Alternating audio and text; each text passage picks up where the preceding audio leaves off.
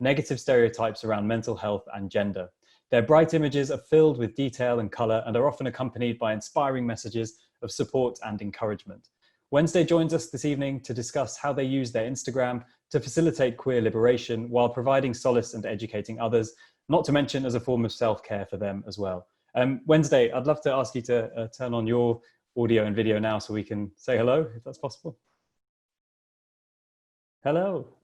Hi, Matt. Hi, how are you doing?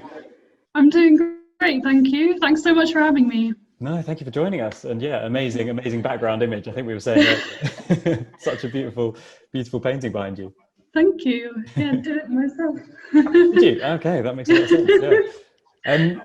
Listen, yeah, I guess you've got your presentation to get through. So I'm going to let you share your screen now, and I'll kind of once you've got it up on the screens, I'll duck away. Okay, great. And again, everyone else, yeah, if you have any questions for Wednesday, please pop them in the Q&A. And yeah, we'll start right. Sorry, everyone.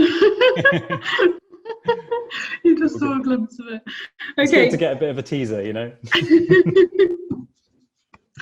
Okay, so my name is Wednesday. I'm a 26-year-old artist and I'm based in London. I'm also a writer and a queer community organizer.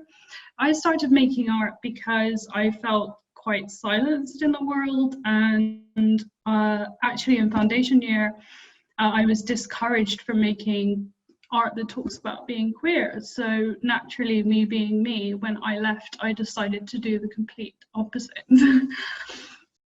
So basically what I do is I share artworks online to educate, inform, and to make people laugh, to make people feel better, specifically queer people. So here are a few things that I found I can use my art for. So a big part of what I do is using art to encourage community action. So number one is an image that I made in order to encourage people to send letters to their MPs in response to the scrapping of the GRA. So I kind of use colourful, hopeful images in order to get people to get moving and get behind us. Number two is an example of the sort of work that I do with Voices for London. I basically use my artwork to facilitate any community protests. And this one is our current campaign that we're running to encourage people to donate to African Rainbow Family, who are great. Check them out on Instagram. Number three is a really special project that I worked on with the LGBT Centre. And basically these ads were running on the New York subway, and they were to encourage TGNCI people to come to their substance use program. Sorry, guys. Here we go. So I also found that I can use art to... Wednesday, I think we can't see the presentation now. I don't know if you've... Okay, sorry. Sorry. That's really weird. Okay. Is that working? There. I think we're having a bit of a problem with your connection now. Okay, no, I can see it now. Yeah? It seems to be loading.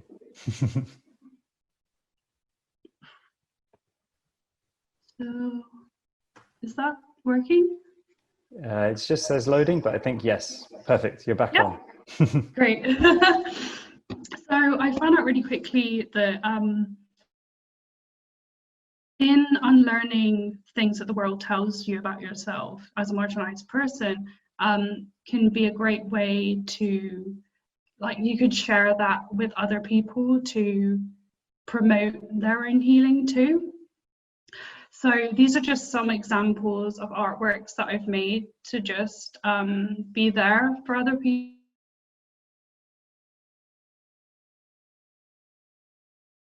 Huge part of what I do online. So another thing that I do is I use art to facilitate education. So I know that there are a lot of things that perhaps people don't know about being non-binary, for example. So I use art to communicate what's going on. So number one is about promoting gender inclusivity when talking about menstruation.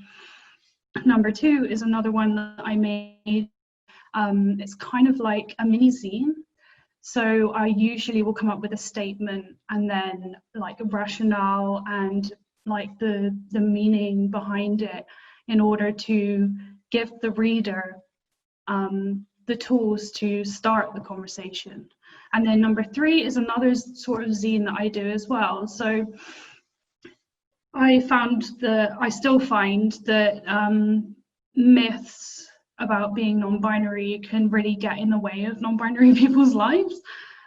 So this is a way that I've used art to sort of get rid of my frustrations and just communicate to thousands, this idea, in the hopes that perhaps they won't go on to perpetuate those myths. So this is another part of my work. So I noticed that although I do want to make art for queers, there are just limits to my experience, and my art is me. So the only way that I could make my project more holistic was to seek out outside sources and to seek out friends or colleagues or other activists who would like their story shared. So I basically just say, can I illustrate this for you? Would you be happy with me illustrating your story? So number one is this mini zine, again, I did with Lenny Morris from Stonewall UK. And it was basically like a small toolkit into like the understanding of being asexual and how people can show up for asexual people. So that was really great. The second one, Intersex 101, was written by Interact Advocacy. You can see the app there, follow them. Yeah, so basically I'm trying to bring unseen people experiences within the LGBT community and just bring them to light with this platform that I have. Number three is again something that I've done with Voices For and trustee my friend Prish. So this is a really great way of us educating people about the pansexual experience, and a really brilliant way of her sharing her writing and her wonderful story. So that's a really big part of Voices For London as well, is promoting education and therefore empathy. So another thing that I do with artwork, and the final thing that I'm going to talk to you about today, is designing for the future. Something really powerful for me is the notion that I can actually be using art to make queer kids' lives better or more comfortable. I know that it's a common story throughout queer people, throughout the queer community, that as children we don't feel seen or accepted, whether that's through education systems or just at home, anywhere really. We're pretty much erased. So this has been such an amazing way for me to bring that light there, bring that representation there. So number one is part of a collaboration I did with BBC Bitesize, where they commissioned me to make 3 artworks to send loving messages and messages of support to queer students, which was wonderful to take part in. Number 2 is a children's book which I illustrated this year, and that is so powerful to me. In this book we're teaching really and how to count, but at the same time we're cementing queer culture into really early education, where I mean, I'm really hoping that queer children can read this book and feel seen and feel celebrated. And I also hope that children read this and they are more empathetic and more open to understanding people who are different than them. Oh, also the adults too, the parents. Number three was actually one of my first commissions. It was with Albert Kennedy Trust, who are a brilliant charity who support queer homeless young people. And every single year they do this brilliant conference where they have children come to London, young people, not children, come to London and basically talk about queer community and what they can do better. And this was such a brilliant chance for me to contribute to that, and to use visual art to invite people to come in and have their say. So that's just a whistle-stop tour of some of the ways that I use art. But most of my projects are all on Instagram, and there's so much to it. So check that out. Thank you, everyone. Thanks for listening. Thanks so much, Wednesday. That was absolutely amazing. So inspiring. And also, yeah, thanks for coping with the internet issues. That's the kind of joys of doing these things on Zoom. You always get a bit of that. But yeah, there's so many nice comments in the chat, which I'll let you come to in your own time. We've got a couple of questions for you. I think there was a lot of people really inspired by that. I guess one person who submitted a question before this evening started. So this person said, what advice do you wish you were given at the beginning of your career in illustration? And then how do you make sustainable income in the illustration industry? So I'm guessing this is someone who is probably starting out as an illustrator and just wondering, how you kind of make that start and then hopefully make it sustainable going forward.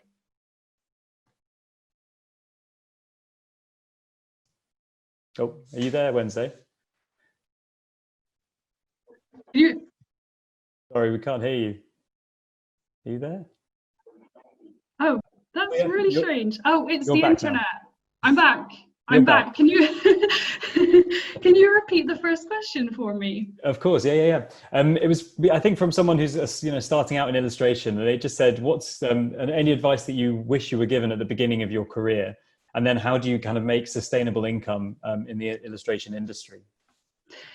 So I specialized in fine art when I did my foundation year, and every time I would bring up a money or finance or a business, I would sort of be brushed off like artists don't need to make money, all of this sort of stuff. You could be like Van Gogh, and I'm like, I love Van Gogh, but Van Gogh was also desperately unhappy and really struggled financially as well. So one of the first things I did was to look up illustration business and do some research into how other illustrators survive. And I think I really am a unique case here, because I think a lot of what I have is because of the queer community online. I would say, be yourself. Everything that you're hiding, which you think that the art world doesn't want to see,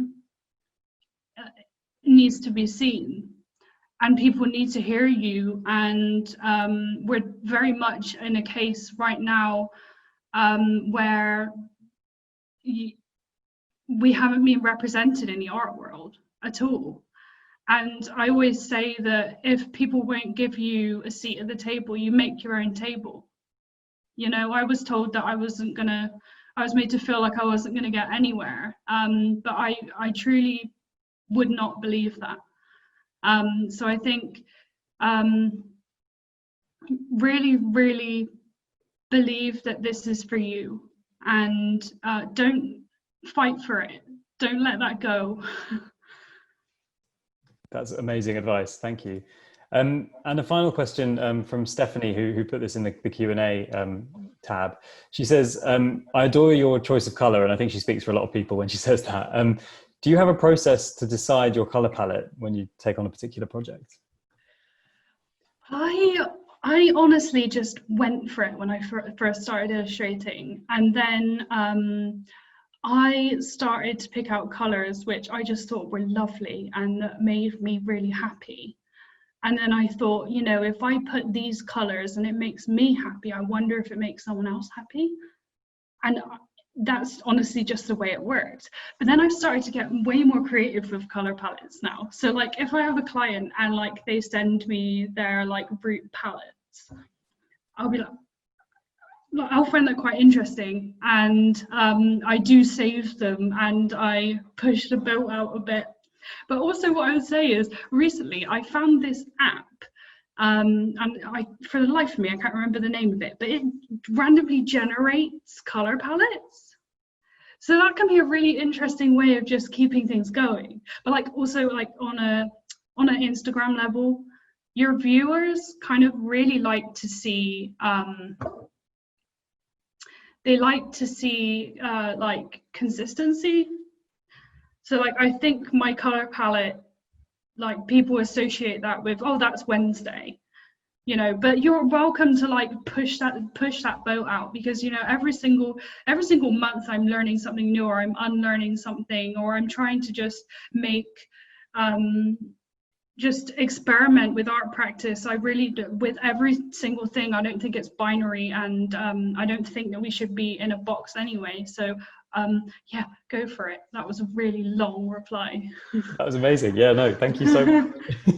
I'm really glad we managed to get through those two questions with the internet holding up as well. So yeah, thanks so much, Wednesday. I'm going to ask you now to turn off your audio and video as well. But thank you so much for joining us this evening.